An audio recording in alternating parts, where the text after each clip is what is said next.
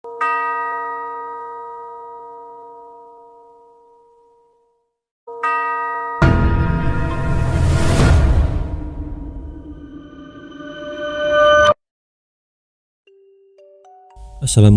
teman-teman jejak misteri.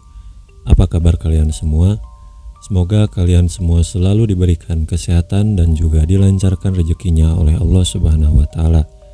Pada malam Jumat kali ini, saya akan membacakan satu cerita horor yang dikirimkan ke email misterijejak11@gmail.com. Sebelum kita mulai ceritanya, bagi teman-teman yang baru bergabung di channel Jejak Misteri, silahkan di subscribe dulu channel Jejak Misterinya dan jangan lupa klik juga tanda loncengnya agar kalian gak ketinggalan cerita-cerita horor selanjutnya.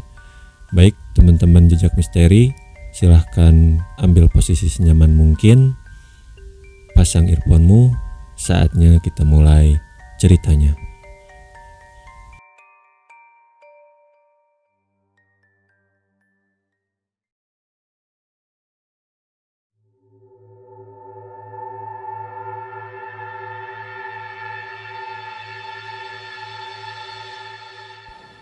Gunung Semeru yang memiliki puncak bernama Mahameru semakin ramai dikunjungi warga lokal dan mancanegara. Bagi yang sudah pernah menggapai puncak tertinggi di Pulau Jawa itu, pasti mengetahui Pos Arcopodo, yaitu tempat perbatasan vegetasi, hutan dan pasir yang berat untuk dilalui oleh setiap pendaki.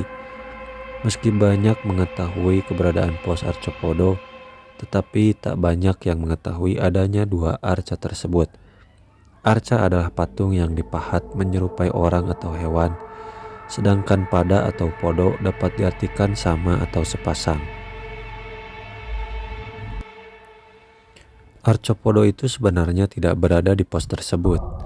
Setelah dipublikasikan oleh almarhum Norman Edwin, keberadaan sepasang arca ini seolah tenggelam dalam cerita-cerita para pendaki Gunung Semeru.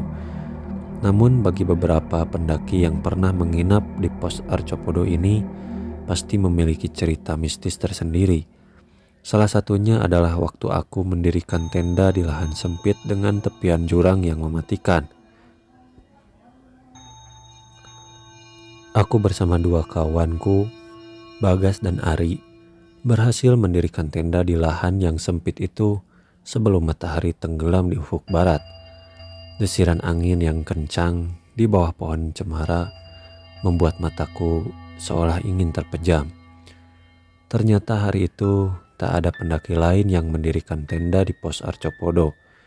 Selama pendakian dari Ranupani hingga melintasi Ranukumbolo, Oro-Oro Ombo, Kalimati hingga mencapai di Pos Arcopodo, aku dan dua rekanku tidak mengalami hal mistis selama perjalanan pendakian. Namun saat menginap di pos itu, kami merasakan hal berbeda. Kami bertiga merasakan berinteraksi dengan makhluk astral. Benar-benar merasakan, melihat dan berkomunikasi dengan hantu-hantu di pos itu. Awalnya kami tak terbesit untuk merasakan hal-hal mistis itu.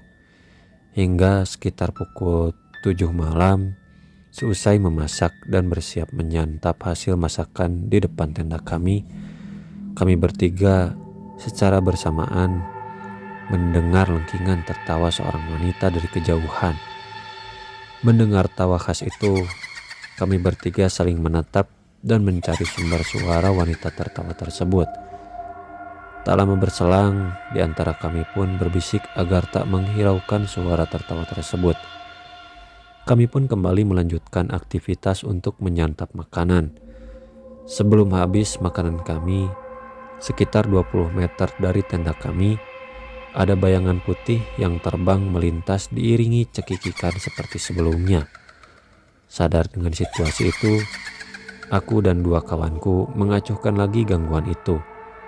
Ternyata tak berhenti sampai di situ. Sosok bayangan putih itu semakin mendekat dari lokasi kami. Sudah, biarin aja dia. Kita tetap fokus, pura-pura gak tahu aja, bisik Ari kepadaku dan Bagas.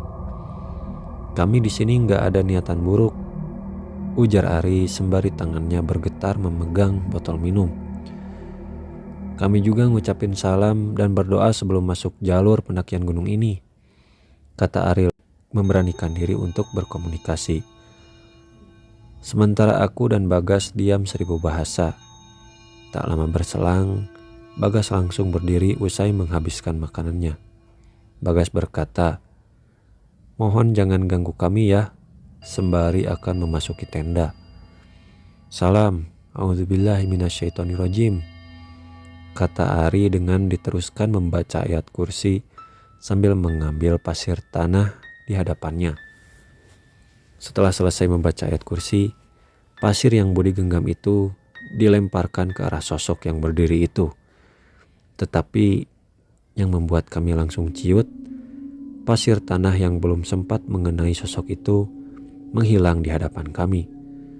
Kami bertiga langsung masuk tenda dan berselimut sleeping bag. Setidaknya selama di dalam tenda itu, suara-suara aneh kami dengar dalam hembusan angin yang dingin. Terlebih lagi saat akan memejamkan mata sekitar pukul 9:30 malam, terdengar dengan jelas lantunan musik gamelan yang kami perkirakan berada di bawah tenda sisi kanan, yaitu di dalam jurang.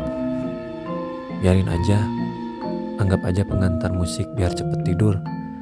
Jangan lupa berdoa. Paling telat kita jam 2 pagi udah bangun ya teman-teman, kata saya dengan badan sedikit meriang karena ketakutan.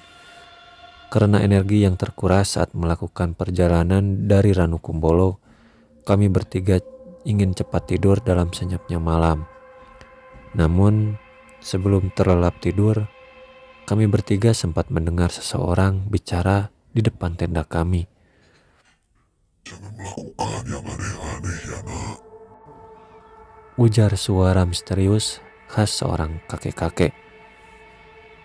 Iya mbah, permisi, kami mau istirahat ya mbah," ujar Bagas menyahuti suara misterius di luar tenda saat itu. Akhirnya kami pun terlelap hingga alarm berbunyi tepat pukul 2 pagi. Setelah mempersiapkan diri dan memenuhi peralatan dan perbekalan, pukul 3 dini hari kami pun berjalan melintasi jalur berpasir yang berat. Meski jarak dari Arcopodo ke Mahameru berjarak sekitar 800 meter, tetapi karena medan yang berpasir, jalur itu sulit dilalui. Akhirnya kami pun berhasil menggapai puncak Semeru sekitar pukul 4.50 pagi.